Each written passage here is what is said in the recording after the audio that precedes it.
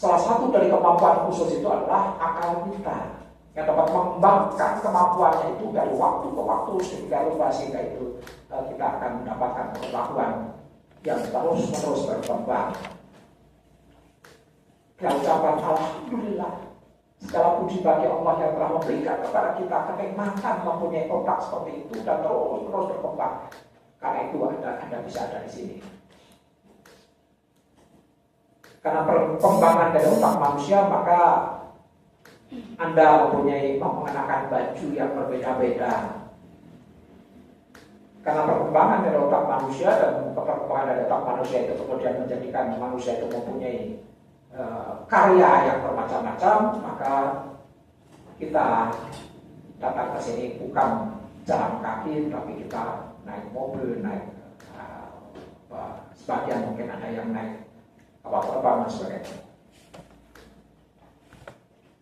Nah, maka ketika Allah Subhanahu wa Ta'ala kita sadari sebagai yang mengatur alam raya itu dengan sangat-sangat indah, dengan sangat-sangat teratur, dengan sangat-sangat rapi, dengan sangat-sangat cermat, maka otak kita itu mestinya dapat memahami juga bahwa Allah telah mengatur kita manusia, makhluk yang khusus ini dengan sangat-sangat teratur juga, sangat-sangat cermat. Maka pantaslah kalau kita kemudian menyatakan diri kita tunduk patuh kepada Allah. Bukan tunduk patuh kepada Allah karena terpaksa, tapi tunduk patuh kepada Allah dengan sukarela, dengan gembira, karena sadar kita. Sadar akan kebaikan Allah. Apapun yang diatur oleh Allah pasti baik. Sengaja saya tadi ada bicara tentang perputaran bumi dan sebagainya. Karena itu baik bagi bumi dan baik bagi semua makhluk bumi. Seandainya tidak demikian, maka bisa katakan itu. Para ilmuwan di Indiana University Amerika Serikat itu mengatakan bahwa di salah satu bagian di bagian satu akan kosong, akan ini, bagian yang lain pasti akan membeku. Maka Allah yang mengatur perputaran demikian itu baru salah satu saja, banyak sekali yang lain. Allah yang mengatur itu pasti juga mengatur makhluknya yang khusus yang namanya manusia ini. Maka kita yakin betul bahwa aturan-aturan Allah untuk kita manusia, aturan yang berupa perintah untuk menunaikan sholat, aturan yang berupa perintah untuk mengeluarkan zakat, aturan untuk berupa perintah untuk melaksanakan saum Ramadan dan sebagainya, dan juga aturan-aturan yang menyangkut hubungan antar manusia, bahwa masing-masing orang itu harus mengembangkan kemampuannya, tapi pada saat yang sama juga harus bekerja sama secara efektif dan penuh dedikasi dengan yang lain. Tidak untuk mengeksploitasi orang lain, tetapi untuk bersama-sama dengan orang lain melakukan kebaikan-kebaikan. Maka aturan-aturan Allah itu pasti baiknya. Oleh karena itu kita duduk, kita patuh, kita taati dengan sukarela dan gembira. Ketika Allah memerintahkan kepada kita atau melarang kita dari makan daging babi, ada memang perintah-perintah Allah, aturan-aturan Allah yang kita dapat pahami. Tetapi ada aturan Allah yang memang sifatnya ritual, oleh karena itu tidak perlu kita pahami, tapi kita yakin bahwa itu baik bagi kita. Ketika Allah melarang kita makan daging babi, kita sami'na wa ata'na. Aku dengar ya Allah dan aku patuh. Ketika Allah memerintahkan kepada kita untuk menjalani kehidupan bentuk suatu keluarga dengan jalan dengan prosedur nikah, maka kita katakan sami'na wa ata'na. Kami tahu ya Allah, kami dengar perintahmu dan kami patuh sepenuhnya. Nah, itulah yang harus dimiliki oleh setiap kader, kepatuhan kepada Allah dengan sukarela dan gembira, with love and joy. Ada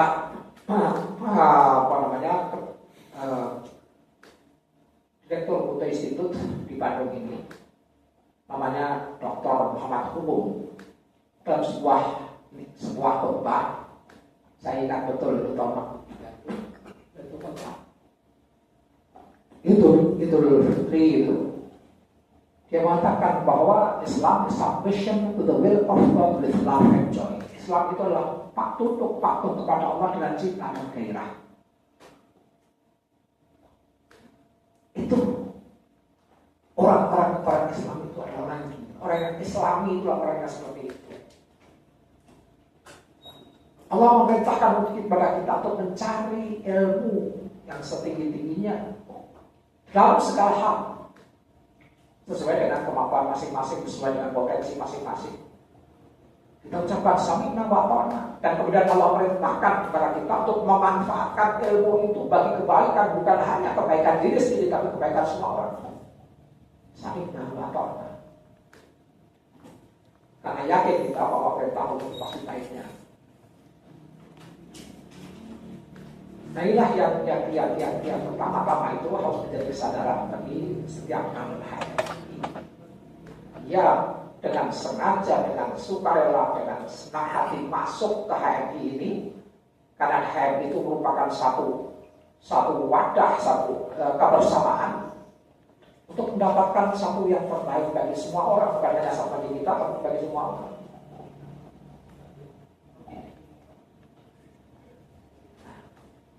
Itu yang sebetulnya yang disampaikan yang oleh Allah, dan itu yang kita terima dengan senang hati. Saudara-saudara, apa yang dibukakan tadi itu pertama-tama itu ada dalam Al-Quran. Al-Quran itu adalah wahyu Allah untuk manusia seluruhnya, yang disampaikan melalui Muhammad SAW. Maka Al-Quran itu pasti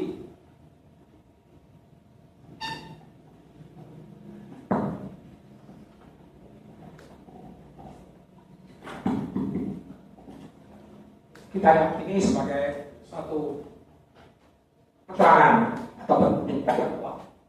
Dan Allah bukan hanya mengutus Muhammad untuk menjadi rasul, bukan hanya menurunkan Al-Quran untuk manusia, tetapi dari dahulu sudah menyampaikan petunjuk-petunjuknya kepada Rasul-Rasul sebelum Muhammad SAW. Maka kita yakin betul bahwa apa yang disampaikan oleh Nabi Adam AS, apa yang disampaikan oleh Nabi Nuh AS, apa yang disampaikan oleh Nabi Hud AS, apa yang disampaikan oleh Nabi Sulaiman AS, dan seterusnya itu sampai dengan Isa AS adalah keterangan dan petunjuk yang sama dengan yang disampaikan oleh Muhammad SAW. Kalau ada perbedaan-perbedaan, bukan perbedaan pada prinsipnya, tapi pada sesuai dengan tahapan-tahapan dalam kehidupan manusia. Sama dengan kalau seorang anak masih kecil dengan orang anak seperti Anda, itu tentu apa yang disampaikan beda, tapi pada dasarnya sama. Nah, hal yang demikian itu orang yang masuk ke HMI tentunya sudah sadar betul akan hal itu, bahwa dia harus berjuang, bahwa dia harus bekerja keras atas dasar keyakinannya bahwa Allah adalah segala-galanya. Dia yang mencipta, dia yang mengatur, dia yang memiliki, dia yang menguasai seluruh alam raya dan sebagainya, termasuk manusia. Itu yang kita yakini pertama-tama itu. Nah, dulu hal-hal yang demikian itu dikemukakan dalam apa yang disebut sebagai tafsir asas. Oleh HMI itu dikemukakan dalam apa yang disebut tafsir asas. Tafsir dalam asas HMI, dan asas HMI adalah Islam. Ada keterangan-keterangan, ada tentang berbagai hal, itu yang disebut tafsir asas. Tetapi HMI terus berkembang. Masalah yang dihadapi oleh HMI juga berkembang. Oleh karena itu maka rumusan tentang asas Islam itu, pentelaan tentang asas Islam itu perlu dikembangkan juga. Maka pada Kongres ke-8 di Solo, gagasan itu dikemukakan dalam sidang pleno dan kemudian itu memang harus dikerjakan. Lalu pengurus yang dibentuk pada waktu itu diberi amanah untuk mengerjakannya, untuk menyusunnya. Artinya mengusut apa? Perkembangan dari tafsir asas itu. Pada tahun ketika kongres berlangsung itu ketua umumnya adalah Cak Nur Nurholis Majid. Ketika kongres pada waktu di Solo itu kotanya Nurholis Majid, dan kemudian ketika di Malang tahun 69 itu dipilih lagi Cak Nur sebagai ketua umum di 2 kali jabatan itu, dengan amanah untuk meneruskan itu dan untuk bukan untuk mengembangkan, tapi untuk menjaga baik-baik akidah yang dianut oleh HMI itu beserta dengan pelaksanaannya dalam kehidupan saya. Di kongres ke-9 itulah yang kemudian disusun apa yang disebut sebagai nilai dasar perjuangan.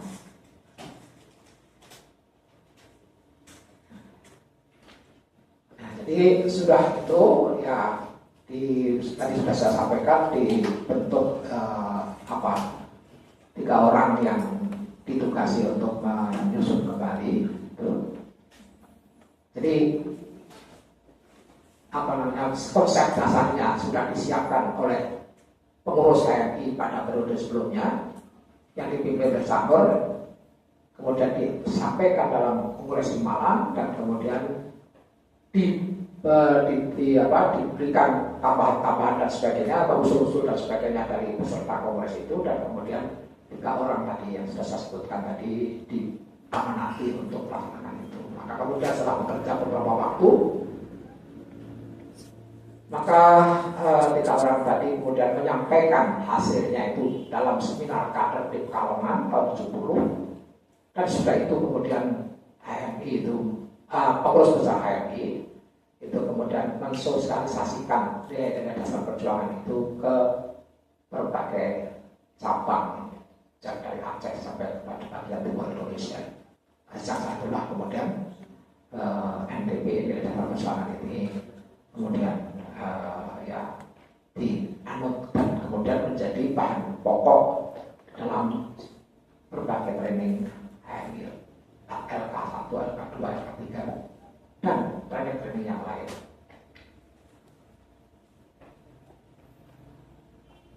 Nah, sekarang apa acuannya?